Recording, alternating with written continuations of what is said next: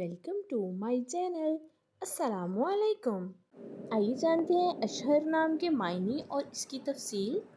हमारा आज का बेबीज़ बॉयज़ नेम है अशहर। अशहर के इंग्लिश में स्पेल्स है ASHHER अशहर। ये एक इस्लामिक नेम है और लड़कों के लिए रखा जाता है ये नाम।